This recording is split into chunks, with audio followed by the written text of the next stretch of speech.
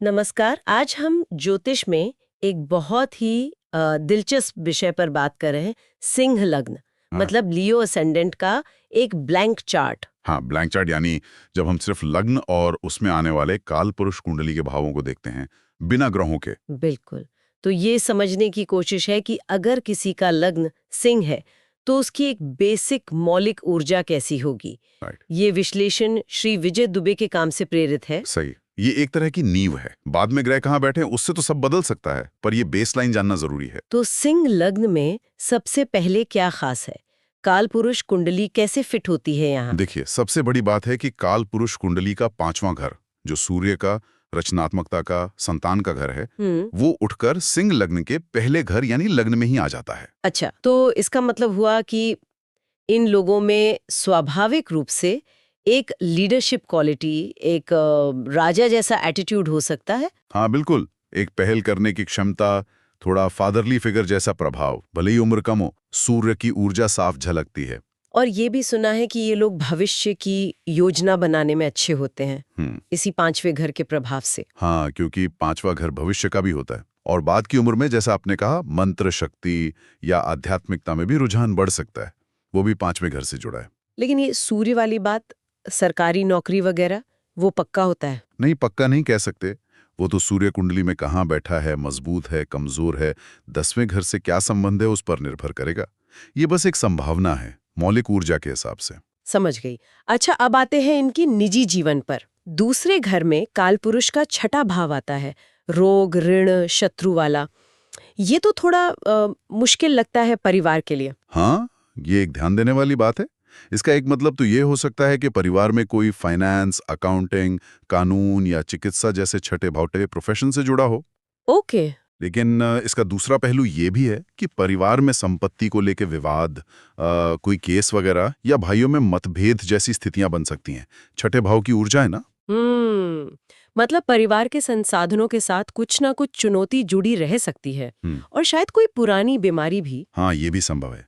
छठे भाव का संबंध बीमारियों से भी है। और काम की जगह का क्या? छठे घर में 10वां भाव आता है, कर्म स्थान। इसका क्या मतलब है? इसका मतलब है कि इन्हें अपने कार्य क्षेत्र में शत्रु या कॉम्पिटिटर्स ज्यादा मिल सकते हैं।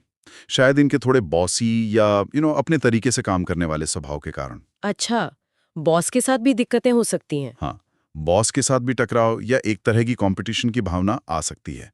मतलब इन्हें अपनी पहचान बनाने के लिए काम की जगह पर थोड़ा संघर्ष करना पड़ सकता है। लेकिन फिर 10वें घर में दूसरा भाव भी तो आता है, धन और कुटुंब का। तो करियर मजबूत भी होना चाहिए। बिल्कुल सही। ये एक बहुत मजबूत स्थिति है। ये दिखाता है कि ये लोग अपने काम से, अपने नाम और प्रसिद्धि से अच्छा धन कमाएंगे।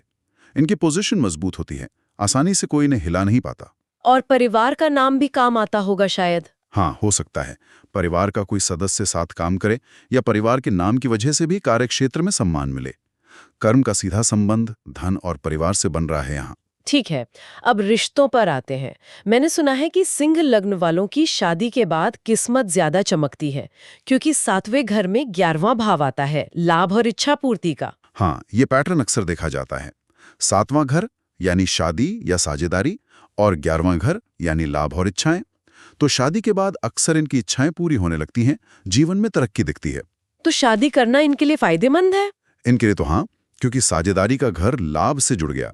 अब पार्टनर को कितना लाभ होगा वो उसके अपने चार्ट पर निर्भर करेगा। उससे, जान पहचान से। हाँ, ये संभावना रहती है। तीसरा घर आस पड़ोस, जान पहचान का होता है, या भाई बहन भी व्यापार में हो सकते हैं, क्योंकि तीसरा घर भाई बहन का है, और 7वां व्यापार का। घर के माहौल की बात करें तो चौथे घर में 8वां भाव आता है, रहस्य, गूढ़ विद्या वाला। हाँ, ये बड़ा दिलचस्प है।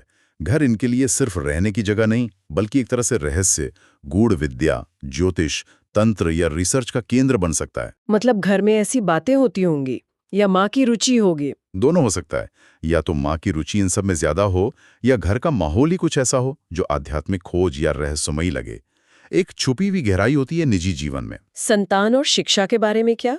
5वें घर में 9वां भाव आता है, धर्म, गुरु, पिता, उच्च शिक्षा का। इसका मतलब है कि ये लोग धार्मिक रीति रिवाजों में अच्छे हो सकते हैं। बच्चों की रुचि भी आध्यात्म में हो सकती है, या वो उच्च शिक्षा के लिए दूर जा सकते हैं। पिता या गुरु का बच्चों से एक गहरा जुड़ाव दिखता है। और 9वें घर में पहला भाव आता है स्वयं का।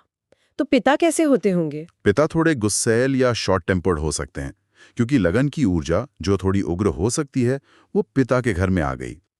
ये लोग अपने पिता या गुरुओं से बहुत प्रभावित होते हैं और अक्सर पारिवारिक या धार्मिक परंपराओं को मानने वाले होते हैं। अच्छा, अब आते हैं 11वें घर पर, दोस्तों का घर। इसमें तीसरा भाव आता है पराक्रम, संचार, छोटे भाई बहन का। तो इनका फ्रेंड सर्कल कैसा होता है? ये अपने दोस्तों के ग्रुप में काफी एक्टिव, बात करने वाले, घूमने फिरने की योजना बनाने वाले हो सकते हैं। तीसरा भाव कम्युनिकेशन का है ना। और इससे लाभ भी कमा सकते हैं अपनी कम्युनिकेशन स्किल से। हाँ बिल्कुल, अपनी वाणी से, सलाह देने के काम से लाभ कमा सकते हैं। इनके बड़े भाई बहन भी इनकी सुन सकते हैं, क्योंकि 11वां घर बड़े भाई बहन का भी होता है। आखिर में 12वां घर, व्यय और मोक्ष का। इसमें चौथा भाव आता है घर, माँ, सुख का। क्या ये विदेश में बसने का संकेत है? हाँ, ये जन्म स्थान से दूर रहने या विदेश जाने का एक काफी स्पष्ट संकेत हो सकता है। और दिलचस्प बात यह है कि इन्हें आराम, सुख, भावनात्मक जुड़ाव, चौथा भाव, अक्सर घर से दूर, एकांत में या ध्यान, हीलिंग जैसी चीजों, 12वां भाव से जुड़े लोगों के साथ ज्यादा महसूस होता है। कभी कभी बाहरी लोगों से ज्यादा गहरा रिश्ता बन जाता है, खून के रिश्तों से भी ज्यादा। हाँ, जरूरत पड़ने पर ऐसा हो सकता है। बाहरी व्यक्ति से बहुत मजबूत भावनात्मक जुड़ाव बन सकता है। बिल्कुल सही कहा आपने। ये एक बेसिक ढांचा है, एक फाउंडेशन। लेकिन याद रखना बहुत जरूरी है कि ये सिर्फ एक आधार है। ग्रहों की असली स्थिति, उनकी दृष्टियां, युति, ये सब मिलकर ही पूरी तस्वीर बनाते हैं और इन संभावनाओं को दिशा देते हैं या बदल भी सकते हैं। हाँ, ये तो है ही। एक आखिरी विचार जो सोचने लायक है। सिंह लग्न की ये जो सार्वजनिक छवि है, एक राजा वाली, जहां काम की जगह पर प्रतिस्पर्धा छठे में 10वां भी है, और वहीं निजी जीवन में गहरे रहस्य और बदलाव चौथे में 8वां भी है। ये व्यक्ति इन दोनों दुनियाओं, अपनी पब्लिक इमेज और अपनी गहरी आंतरिक सच्चाई के बीच संतुलन कैसे बनाता होगा? ये द्वंद्व वाकई दिलचस्प है।